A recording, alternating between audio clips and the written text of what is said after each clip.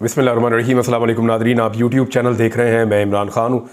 ख़बरें बहुत सारी हैं, लेकिन सबसे पहले आपको बता देते हैं कि जो अहमद फ़रहाद आज़ाद कश्मीर में इस वक्त गिरफ़्तार हैं, उससे पहले वो चंद दिन गायब रहे। इस्लामाबाद हाई कोर्ट ने इस मामले का नोटिस लिया था। जस्टिस मोहसिन अख्तर कियानी साहब ने इस मामले को बड़े ज़ोरदार तरीके से उठाया था। उसके बाद बहुत हलचल थी इस्लामाबाद के ऐवानों में, और फिर पता चला कि वो आज़ाद कश्मीर की पुलिस ने उनको अचानक गिरफ़्तार किया 29 तारीख को, मई की 29 को। और तब से लेकर अब तक पता चल रहा है कि वो बीमार भी हैं और उनको एक अस्पताल पहुंचाया गया, जहां पे कुछ घंटों के लिए अस्पताल ले जाया गया। वहां पे उनके कुछ टेस्ट किए गए, क्योंकि उनके घर वालों ने इस बात का शुबा जाहिर किया था कि उनको खुदा न खास्ता कोई स्लो पॉइजनिंग की गई है या उनकी ज़िंदगी को ख़तरा हो सकता है। बहरहाल जो तस्वीर आई हैं वो डिस्टर्ब और परेशान करने वाली हैं। उनकी सेहत बहुत ज़्यादा ख़राब है। पहले को बहुत ज़्यादा वो शायर तबीयत इंसान है, आपको पता है वो हसास लोग होते हैं। पहले भी वो बीमार रहते थे, लेकिन अभी उनकी हालत बहुत ख़राब थी। और तो नाज़रीन, फजलुर रहमान साहब का जो बड़ी खबर एक और है, वो टेम्परेचर उनका बढ़ता चला जा रहा है। मैंने कई दफ़ा आपको कहा कि फजलुर रहमान साहब एक्चुअली स्टेटस को की पॉलिटिकल पार्टीज़ के साथ ज़्यादा कंफर्टेबल रहते हैं। ये रियलिटी अपनी जगह पे, लेकिन वो ये समझते हैं कि उनके साथ बहुत बड़ी ज़्यादती हुई है। यानी जिस तरह से PMLN को जिताया गया, जिस तरह से पीपल्स पार्टी को जिताया गया, जिस तरह से MQM का जो वजूद ही नहीं था उसको अदम से वजूद में लाया गया, यानी बहुत बड़ी तादाद में सीटें MQM को गिफ्ट कर दी गई, और फजलुर रहमान साहब को उतनी सीटें भी नहीं दी गई जितनी MQM की हैं। यानी वो बहुत छोटी होगी उनकी पार्टी, बड़ी स्क्वीज़ हो गई, सिकुड़ गई उनकी पार्टी। फजलुर रहमान साहब को ये लग रहा था कि मेरी ताकत तो MQM से ज़्यादा है, तो उस निस्बत से अगर मुझे नशिस्तें मिलेंगी तो फिर मैं बहुत बड़ी एक मेजॉरिटी हासिल करने में कामयाब हो जाऊंगा, और मेरे बगैर ये निज़ाम चल नहीं सकेगा, मेरे बगैर हुकूमत चल नहीं सकेगी। लेकिन जो लूट का माल था उसके अंदर जो हिस्सा बनाना, वो सबसे बड़ा हिस्सा PMLN का, फिर MQM का, पीपल्स पार्टी का, इनको बहुत बड़ा हिस्सा मिल गया। फजलुर रहमान साहब को उनमें ड्यू शेयर नहीं मिला, यानी जो उन्हें लगता है कि बहुत बड़ा शेयर उनको मिलना चाहिए था, वो उनको नहीं मिला। अब वो समझते हैं उनके साथ बहुत बड़ी ज्यादती हुई है, उस ज्यादती को लेकर बहुत गुस्से में है। फजलुर रहमान साहब ने कहा कि फरवरी के इंतखाबात को मुस्तरद करते हैं। बातें ज़रा गौर से सुनिएगा, क्योंकि इन बातों में गद्दारी के और बगावत के मुकदमे होते हैं। अगर इनसे आधी इंटेंसिटी की बात इमरान खान करे तो गद्दारी और बगावत के मुकदमे होते हैं। माजी में जिस तरह के ट्वीट नवाज शरीफ ने किए, या जो बयानात नवाज शरीफ ने दिए, या उनकी पार्टी के बाकी लोगों ने, उनकी बेटी ने, रिश्तेदारों ने दिए, उन बयानात का अगर 10% भी इमरान खान साहब दे दें तो दहशतगर्दी के मुकदमात होते हैं, बगावत के और गद्दारियों के मुकदमात उन पे बनाने की तरफ स्टेट चल पड़ती है। लेकिन मामला यह है कि शरीफ खानदान के लिए मामला कुछ और तरह है। अब फजलुर रहमान साहब के लिए भी स्टेटमेंट आप सुने, फिर आप देखें और अपने दिमाग में ये लाएं कि अगर यही बातें इमरान खान कर रहा हो तो क्या बने। फरवरी के इंतखाबात को मुस्तरद करते हैं। वोट अवाम का हक है, हुकूमतें अवाम की मर्जी से बनेंगी। ये नहीं हो सकता कि तुम अवाम के हक से मजाक करते रहो। ये नहीं हो सकता कि टांग पर टांग रख के कहते रहो कि अवाम की क्या हैसियत है। उन्होंने कहा कि अवामी इज्तिमा से वो खिताब कर रहे थे, कहा कि हमें इदारों का एहतराम है, हम पार्लियामेंट को अवाम का नुमाइंदा इदारा समझते हैं, इसमें अवाम के नुमाइंदे होने चाहिए, जासूसी का नुमाइंदा ना हो।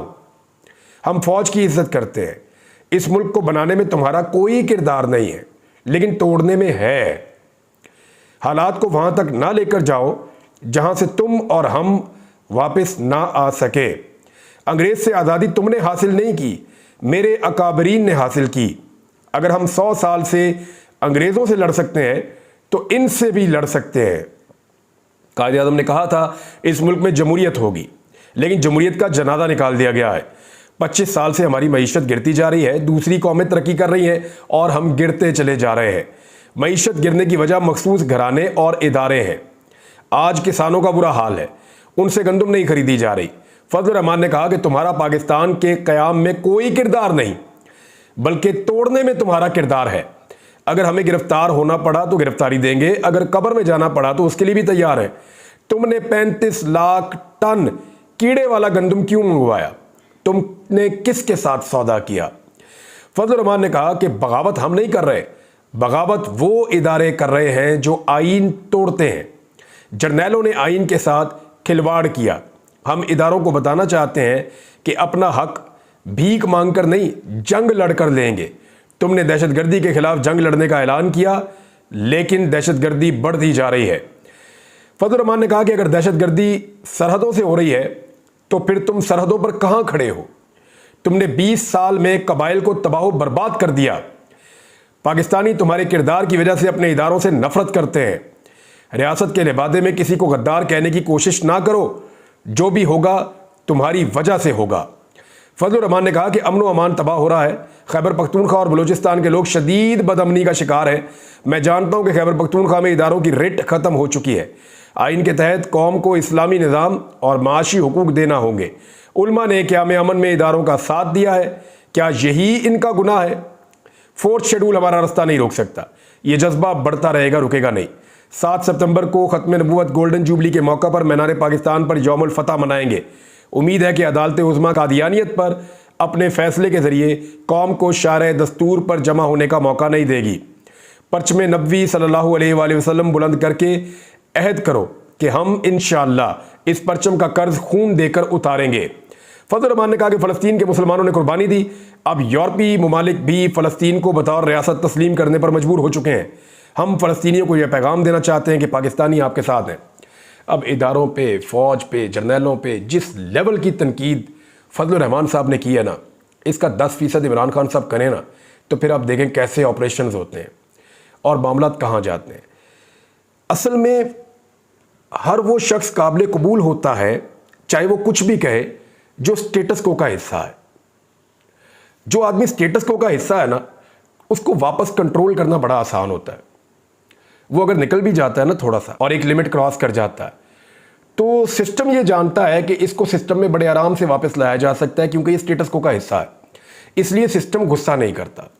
लेकिन जो लोग स्टेटस को का हिस्सा नहीं होते, वो थोड़ा सा भी निकलते हैं तो सिस्टम पूरा का पूरा उनके ऊपर अटैक कर देता है। अब आपको बात समझ आ गई होगी कि फजलुर रहमान साहब या नवाज शरीफ पे अटैक क्यों नहीं होता और इमरान खान पे अटैक क्यों हो जाता है। ये इसका एक बड़ा सॉलिड और सिंपल रीज़न है। फवाद चौधरी ने फजलुर रहमान के हवाले से कहा कि फजलुर रहमान ने मुजफ्फरगढ़ में इंतहाई गर्मी में जलसा तो किया है, लेकिन उनके खिताब की गर्मी ने जनूबी पंजाब की गर्मी को भी पीछे छोड़ दिया है। हुकूमत को इस वक्त तक ही ढील है जब तक तहरीक इंसाफ और मौलाना फजलुर रहमान इकट्ठे नहीं होते। अब इस इत्तेहाद में कितना वक्त लगता है ये देखते हैं।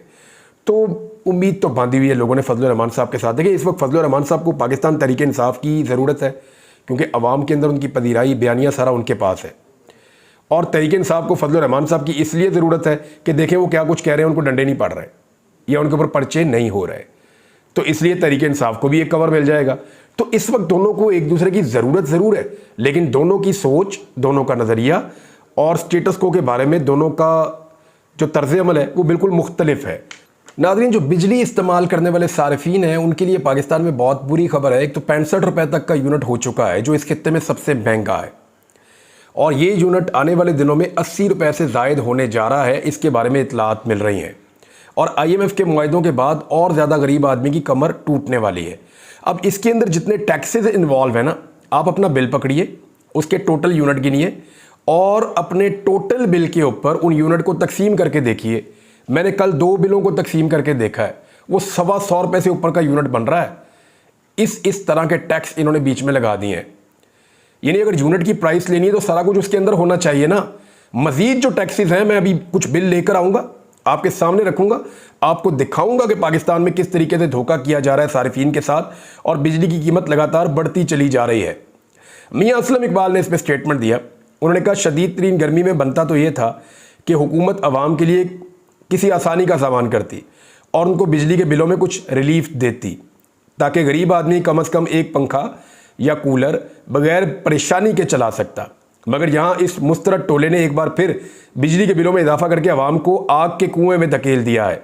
हालात ये हैं कि लोग बिजली का बिल भरने के लिए अपने घरों का सामान बेचने पर मजबूर हैं। ये जी मियाँ असलम इकबाल का स्टेटमेंट है। और अब मैं कुछ स्टेटमेंट्स आपको याद दिला दूं कि मरियम नवाज ने कहा था कि 200 यूनिट तक बिजली हम मुफ्त देंगे, यानी जो गरीब लोग 200 यूनिट तक बिजली इस्तेमाल करेंगे, पंखा शंखा लाइट वाइट, उनकी बिजली मुफ्त कर देगा पाकिस्तान, जैसे ही हम इलेक्शन जीत कर हुकूमत बनाएंगे।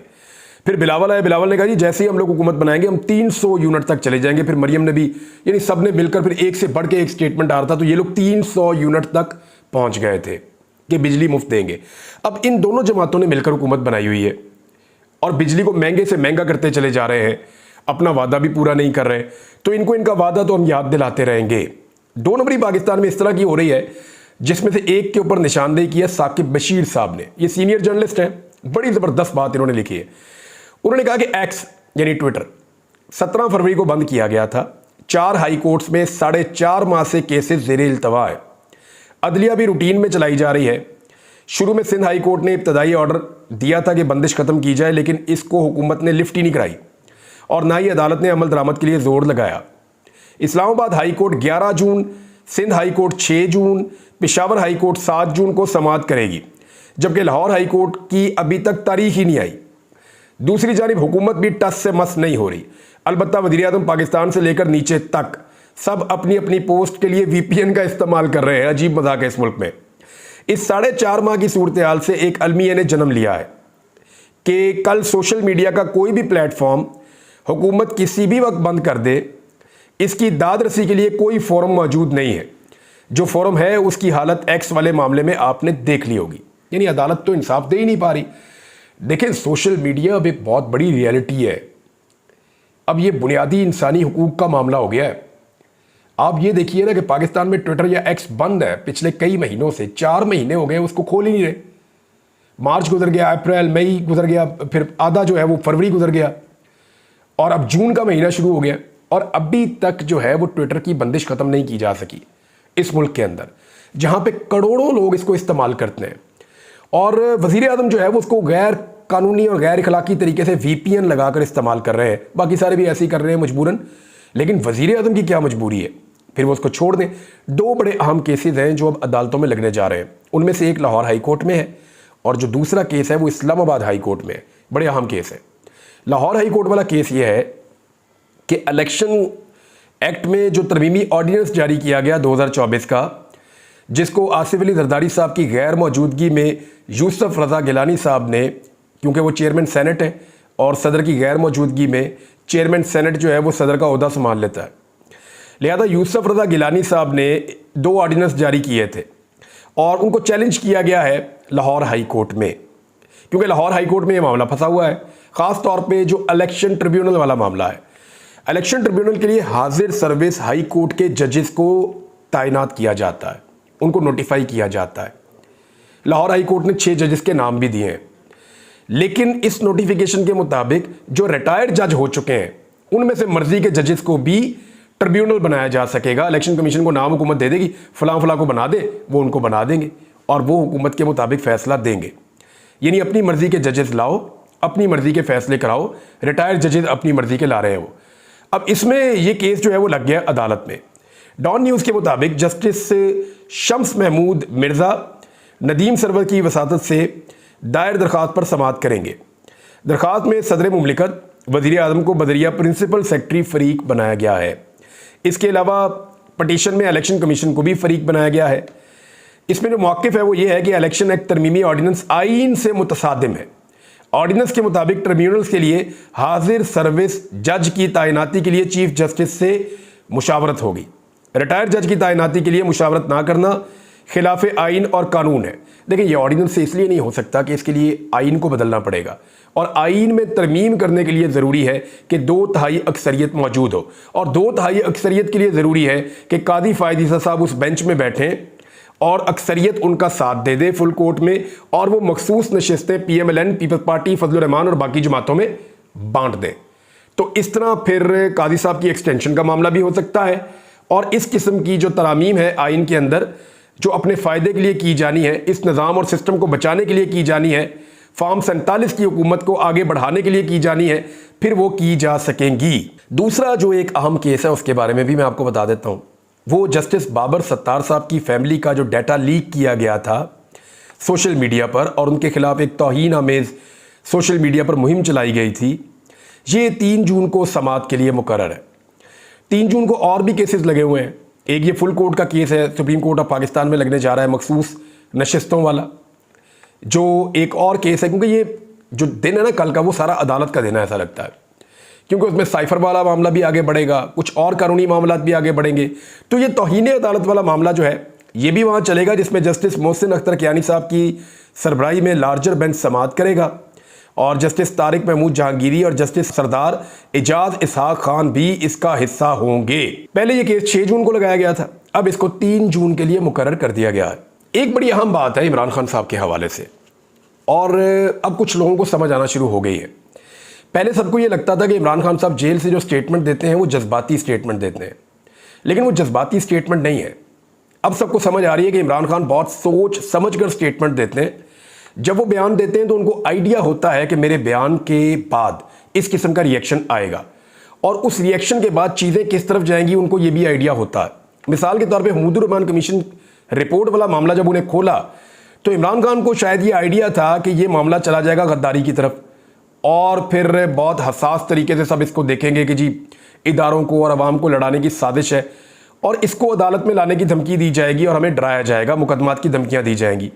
और फिर इमरान खान साहब को पता था कि वो ये नहीं कर पाएंगे, क्योंकि अगर ये मामला अदालत में आएगा तो फिर महमूदुर रहमान कमीशन रिपोर्ट भी खुलेगी, और एस्टेब्लिशमेंट के किरदार के ऊपर जो उस दौर में थी और जो इस दौर में है, इनके हालात में मवाजना भी किया जाएगा, तकाबली जायज़ा भी लिया जाएगा। तो इमरान खान साहब जो है वो इस तरीके से प्लान करते हैं। नजम सेठी ने इसको एक अलग अंदाज में उन्होंने बयान किया। उन्होंने कहा जी कि ट्विटर खान साहब के अकाउंट बंद नहीं करेगा। इमरान खान अपनी पोजीशन पर डटे हुए हैं। जब भी खान साहब को कोई धक्का लगता है तो वो फिर इससे बड़ा काउंटर अटैक कर देते हैं। उनकी स्ट्रेटजी कामयाब हो चुकी है। इमरान खान जेल में बैठकर जो स्ट्रेटजी बनाता है वो कामयाब होती है। ये बात नजम सेठी भी तस्लीम कर रहे हैं। राना सनाउल्लाह ने कहा कि पाकिस्तान तहरीक-ए-इंसाफ पर पाबंदी का मामला काबीना में ज़ेर गौर आएगा, लगाएं पाबंदी। मेरे ख्याल में अगर पाकिस्तान तहरीक-ए-इंसाफ पर इस मामले पर पाबंदी लग गई ना तो पाकिस्तान की हर सियासी जमात पर पाबंदी लगेगी आने वाले वक्त में।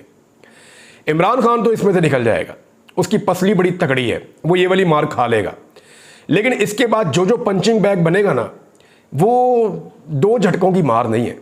नवाज शरीफ उसकी पार्टी, जरदारी उसकी पार्टी, वो 2 झटके नहीं उठा पाएगी जितने झटके इमरान खान साहब ने सह लिए हैं। लिहाजा अगर इमरान खान साहब की पार्टी पे पाबंदी लग जाती है तो ये एक ज़बरदस्त प्रेसिडेंट हो जाएगी।